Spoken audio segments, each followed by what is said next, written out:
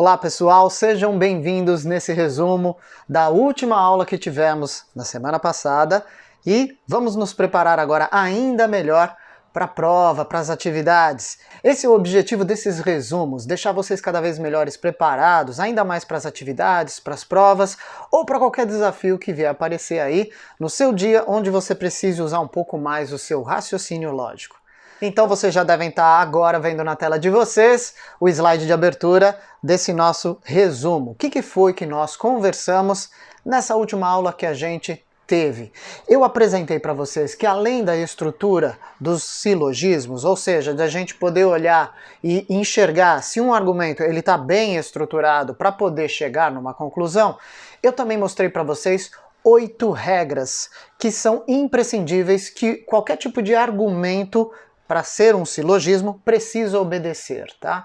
Então, começando pela primeira regra, aquela regra básica que fala da estrutura do silogismo, todo silogismo precisa ter pelo menos 3 termos, tá? Eu tenho que ter um termo maior, que é aquele termo universal, eu tenho que ter um termo médio, que vai ser aquele termo que se repete nas minhas premissas, e eu tenho um termo menor, que está incluído no meu termo maior, então, portanto, a conclusão vai ser sobre o meu termo menor. Um exemplo dessa construção que não é correta, ou seja, não apresenta pelo menos esses 3 termos nas premissas para poder chegar a uma conclusão, é o exemplo aí embaixo. Todo brasiliense é brasileiro.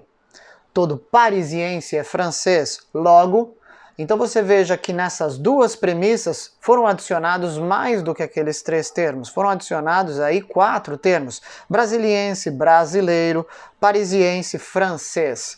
Com esses termos, do jeito que estão apresentados aí, eu não consigo chegar numa conclusão, porque faltam 3 termos, sendo que um deles, o termo médio, precisa se repetir. A segunda regra do silogismo que nós vimos é que a conclusão segue sempre a premissa menor, tá certo? A conclusão é sobre algo particular ou específico. Na conclusão eu quero falar de alguém ou de alguma coisa. E eu quero atribuir a esse alguém ou alguma coisa uma qualidade ou um estado, tá certo? Então eu preciso juntar o termo menor, que aparece na minha premissa menor, com o termo maior que aparece na minha premissa maior. E por isso a minha conclusão tem que se tratar do meu termo menor. Então um exemplo de uma construção correta é isso que vocês veem. Todos os insetos se reproduzem. O besouro é um inseto. Assim, o besouro se reproduz. Veja, a segunda premissa, a premissa menor, fala do besouro. O besouro é o meu termo menor e dele eu tenho que falar dele na minha conclusão. O besouro se reproduz. A terceira regra que nós conversamos foi: os termos na conclusão não podem ter uma extensão maior do que nas premissas. O que significa isso? Se um termo ele aparece com particular nas premissas, na conclusão ele não pode ter uma extensão universal, ou seja, falar de todos os termos. Se um termo ele for negativo nas premissas, eu não posso ter uma conclusão afirmativa sobre um termo negativo. Os exemplos são os seguintes, olha só. Alguns dos meus cães são pretos, tá? Então, meus cães é o termo médio, são pretos é o termo maior. Só que eu estou falando alguns dos meus cães. Eu não disse que são todos eles. E aí eu continuo. Todos os filhotes vêm dos meus cães, tá? Então, todos os meus filhotes, eu estou falando de filhotes e esse é o termo menor, vêm dos meus cães, que é o termo médio. Logo, todos os filhotes são pretos.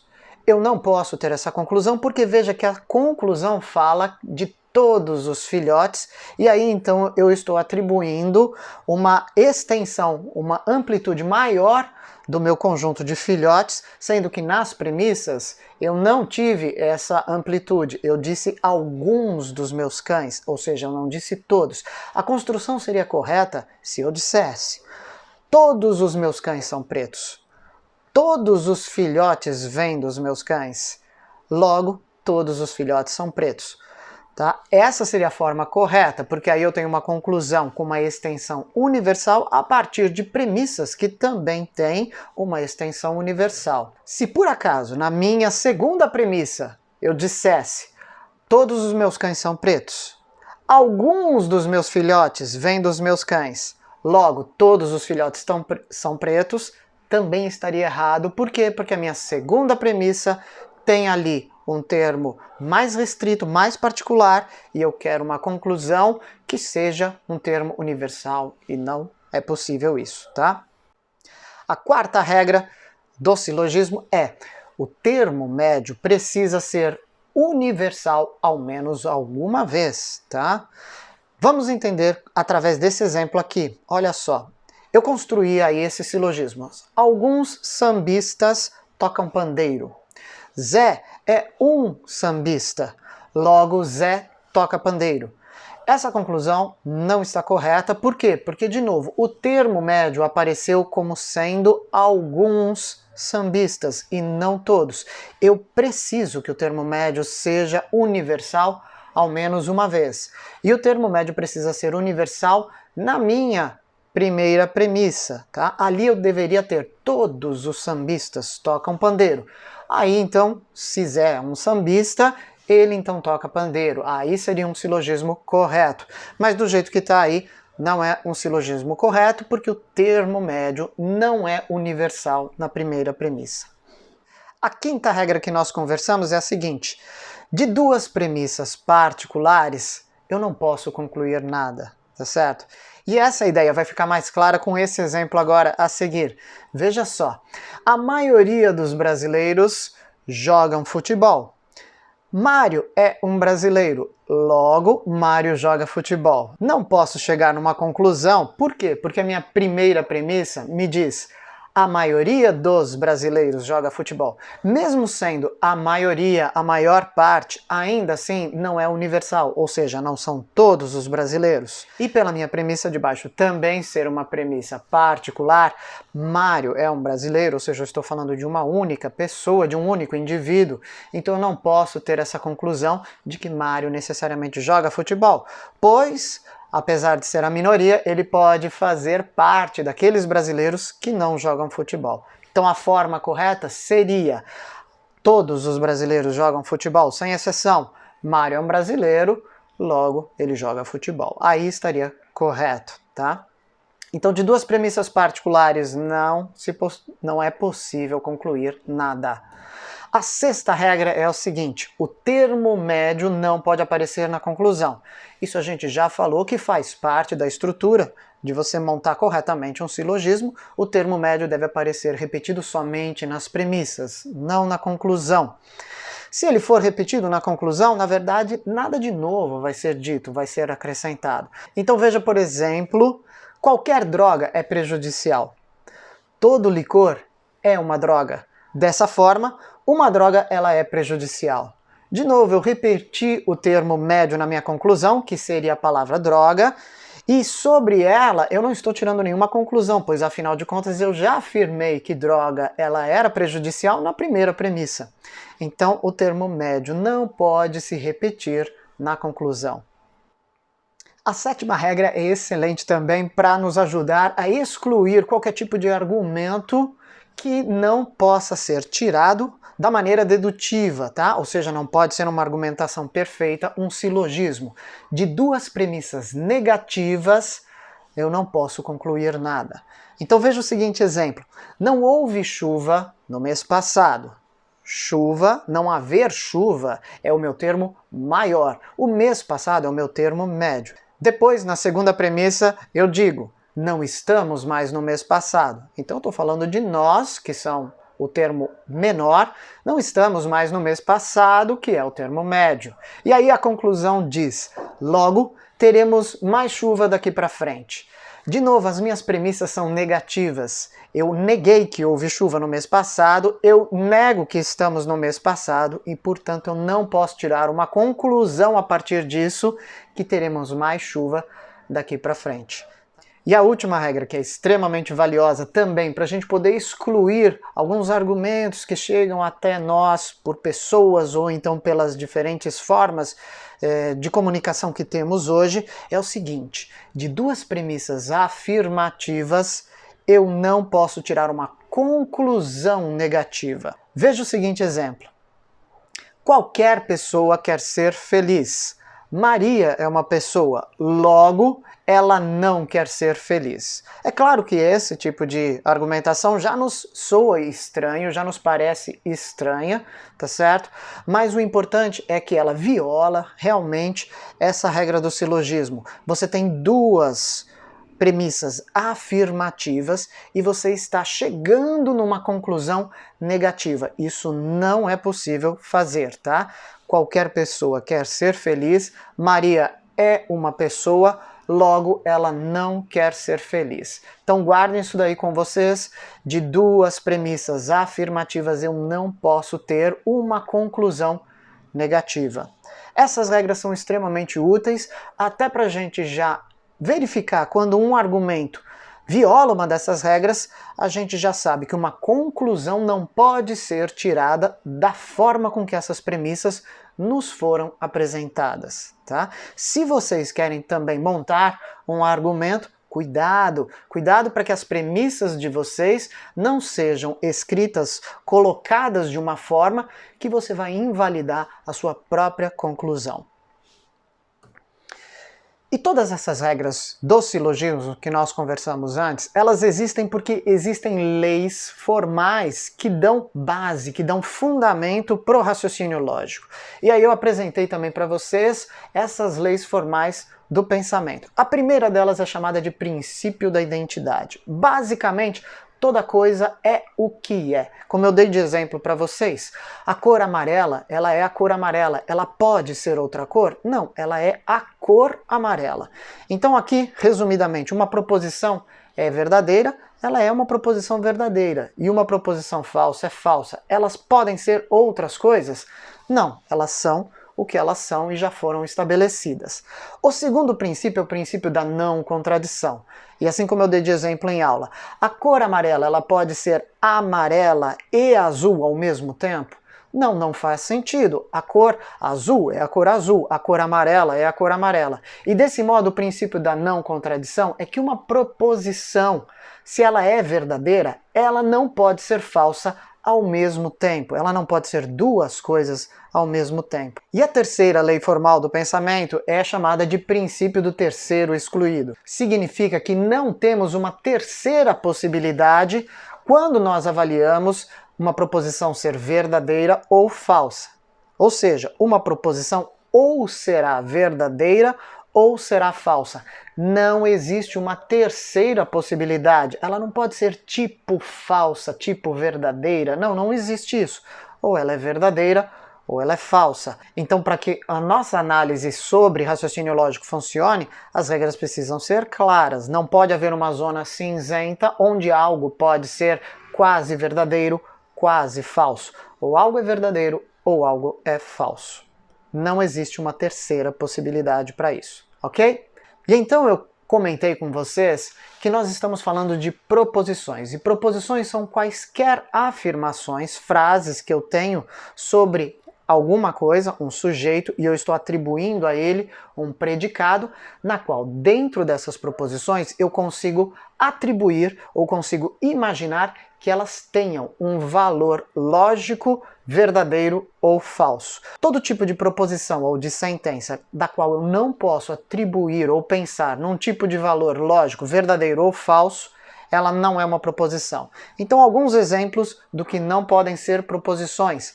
Todo tipo de interrogativa, todo tipo de pergunta, como essa, por exemplo, vamos pescar hoje?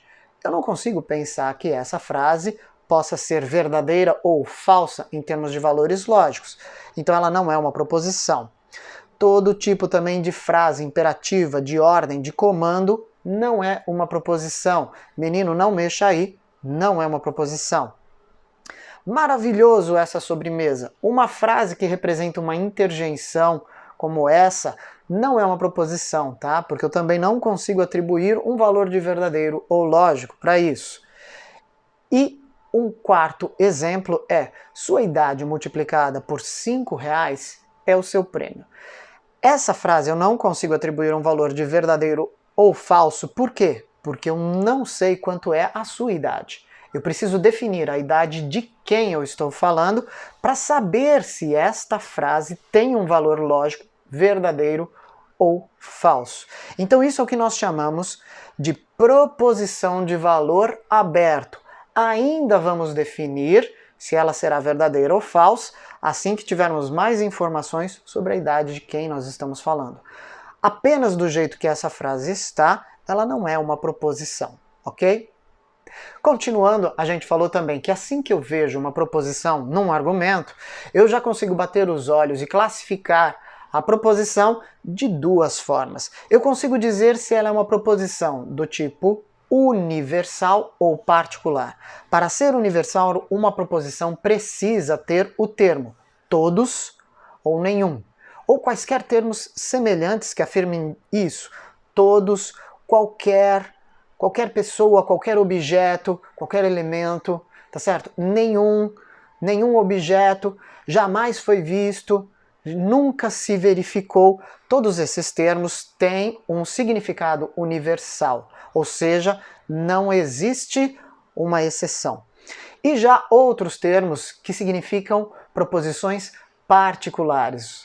Alguns, a maior parte de, a grande maioria, os nascidos a partir da década de 80, os do sexo masculino, todas essas classificações nos dão proposições particulares, porque eu não estou falando de todos os elementos daquele conjunto, eu estou falando de uma parte deles.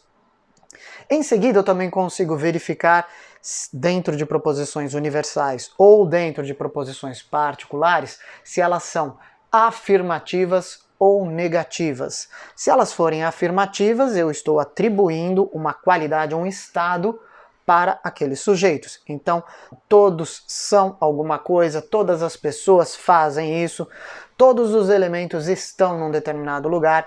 Isso é uma proposição afirmativa. Quando eu digo nenhuma pessoa está na sala, é uma proposição negativa, universal por causa do nenhum e negativa, tá? Quando eu digo nenhuma pessoa entrou naquele lugar, também uma proposição negativa, e também explicitamente, quando eu digo todas as pessoas não gostam de cebola, eu estou de novo fazendo uma proposição negativa. Dentro das proposições particulares, é a mesma regra. Eu posso ter proposições afirmativas e proposições negativas, tá? Então, classificar enquanto qualidade e quantidade das proposições é dizer se elas são universais ou particulares, afirmativas ou negativas. Bateu os olhos numa proposição, você já deve conseguir verificar essas características. E então nós passamos a falar sobre os tipos de proposições. Basicamente, nós temos as proposições simples, que são aquelas nas quais eu falo de um único elemento, objeto, e eu atribuo a ele uma característica. Por exemplo, todo homem é mortal. Estou falando do conjunto universal dos homens e estou dizendo a característica de que eles são mortais. Isso é uma proposição simples, elas aparecem sozinhas, um único sujeito e um único predicado.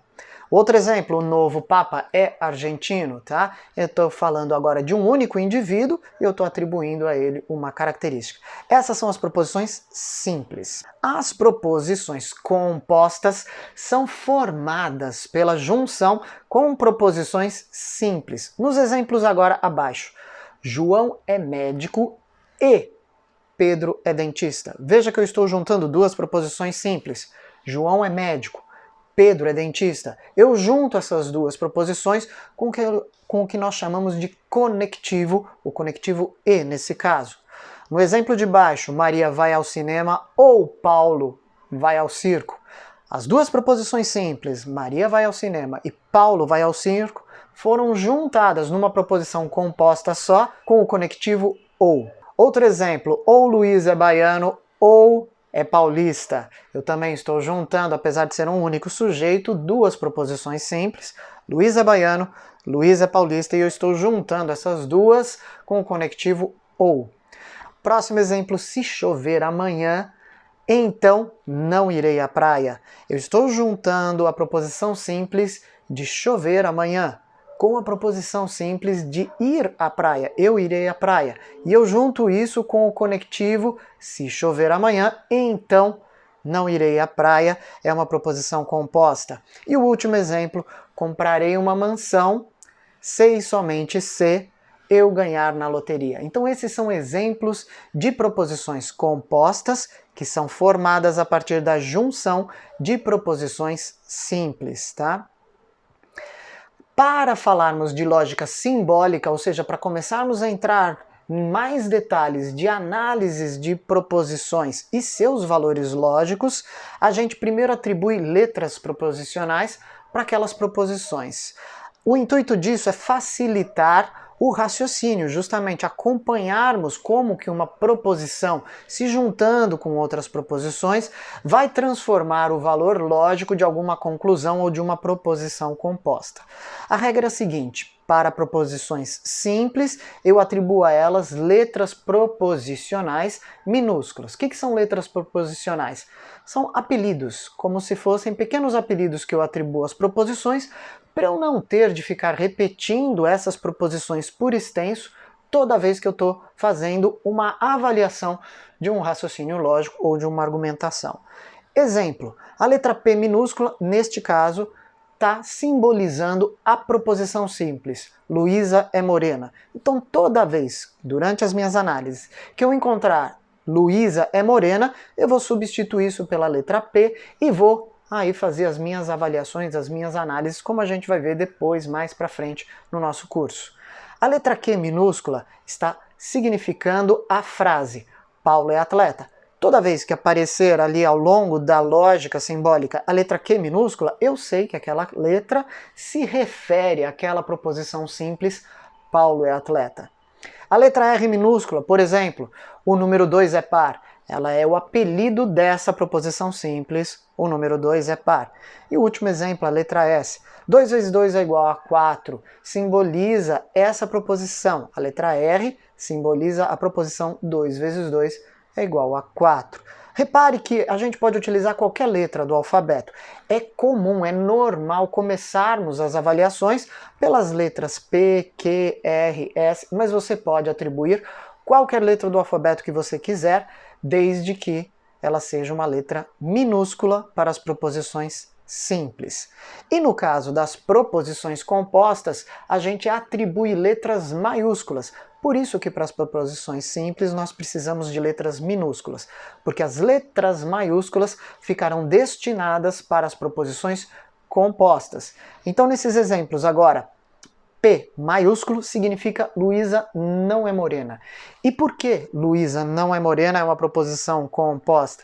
Porque quando eu digo que Luísa é morena, pelo princípio da identidade, ela não pode ser qualquer outra coisa. Agora, quando eu afirmo Luísa não é morena, então ela pode ser outras coisas, ela pode ter outras possibilidades, ela pode ser loira, ela pode ser ruiva, tá certo? Ela pode ser careca. E aí, neste caso, a proposição não é simples, ela não é uma proposição que obedece ao princípio da identidade.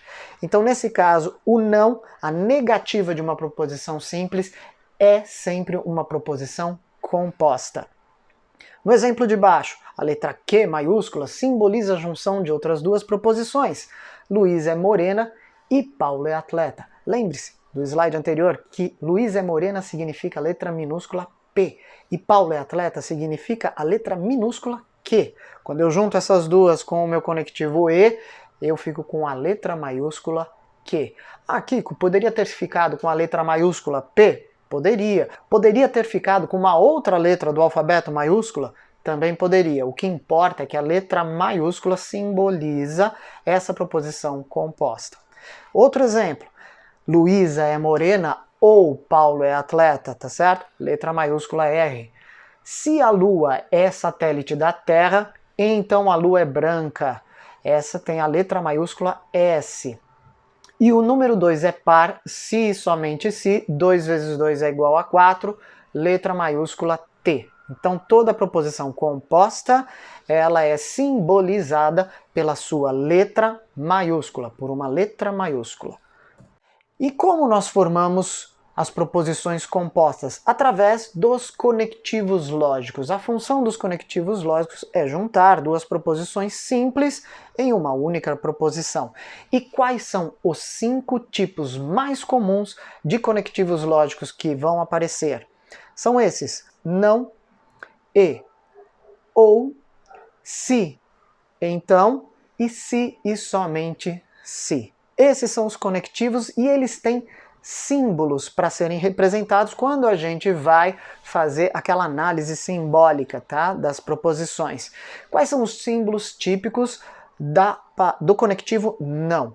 Essa barra aí com, né, uma pontinha para baixo, ou então a letra til. Toda vez que aparecer uma barra para baixo ou a letra til, está simbolizando o conectivo não. Esse chapeuzinho aí, esse acento circunflexo, significa o conectivo e. O contrário desse acento de ponta cabeça é o conectivo ou. Essa seta aí que aparece da esquerda para a direita significa o conectivo se e então, e uma seta apontando para os dois lados é o conectivo se e somente se, tá? Então essas são as simbologias, os símbolos que representam a escrita desses conectivos. E esses conectivos também têm nomes especiais, tá? Vocês não precisam decorar, mas é bom ter aí, vocês vão acabar decorando de tanto ouvir falar. Mas os nomes especiais desses conectivos são os seguintes: a negação, não, tem o nome conectivo negação, o conectivo e tem o nome conjunção, o conectivo ou tem o nome disjunção, o conectivo se então tem o nome condicional e o conectivo se e somente se tem o nome bicondicional. Então toda vez que você ouvir falar a bicondicional, a operação bicondicional numa lógica, numa frase composta, está significando justamente esse termo se e somente se. Se de repente você ouvir o conectivo de conjunção numa frase composta, você já sabe que está falando do conectivo e. E assim para os outros conectivos também. E por fim a gente chegou aí no final da nossa aula, onde a gente mostrou como que eu consigo escrever algumas frases compostas a partir de algumas proposições simples com os seus conectivos e com a simbologia correta. Então, se Luísa é morena está representado pela letra minúscula P, eu consigo já escrever uma proposição composta, tá certo? Da seguinte forma: Luísa não é morena. E na simbologia eu consigo substituir Luísa é morena pela letra P e adicionar agora o símbolo de til na frente daquela letra para representar toda a proposição composta Luísa não é morena. Se eu quiser também atribuir uma nova letra para isso, vai ser a letra maiúscula P. Luísa é morena e Paulo é atleta. Vocês lembram que Paulo é atleta é a letra minúscula Q. Para eu juntar essas duas proposições numa proposição composta, utilizando a letra E como conectivo de conjunção, eu posso escrever isso de forma simbólica, escrevendo P, o conectivo conjunção, que é aquele chapéuzinho, que. Quando eu leio essa simbologia da letra minúscula P com chapéuzinho e que, eu automaticamente estou lendo Luísa é morena e Paulo é atleta. Se eu quiser depois mais para frente substituir isso por uma única letra, eu atribuo, por exemplo, uma letra maiúscula, no caso, a letra Q aí no slide. Luísa é morena ou Paulo é atleta. Então a lógica, a simbologia dessa proposição composta vai ficar P, o símbolo do conectivo disjunção e a letra Q. Tá? É assim que eu escrevo simbolicamente essa proposição. Se Luísa é morena, então Paulo é atleta. Do mesmo jeito, eu vou utilizar agora a letra P, só que eu vou escrever agora essa seta para a direita, para a letra Q. E essa é a simbologia de como eu escrevo se Luísa é morena, então Paulo é atleta.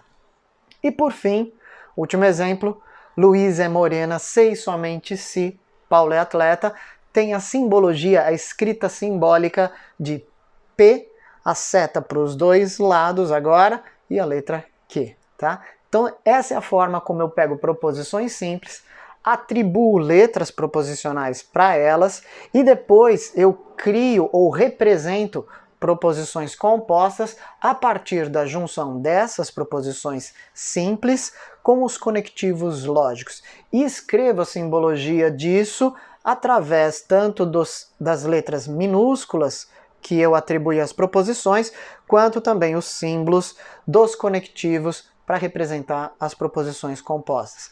Kiko, para que isso é útil? Lá para frente nós veremos que isso é extremamente útil quando eu quero verificar se uma determinada proposição composta pode ser verdadeira ou deve ser falsa a partir do valor lógico das suas proposições simples iniciais.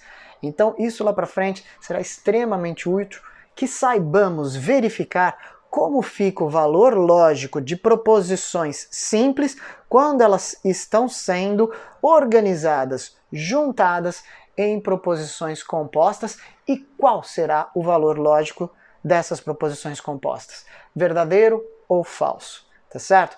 Então é isso que nós conversamos na última aula, espero que esse vídeo ajude vocês a entender melhor ainda esse assunto e se preparar para a nossa prova. Até a próxima aula, pessoal. Tchau!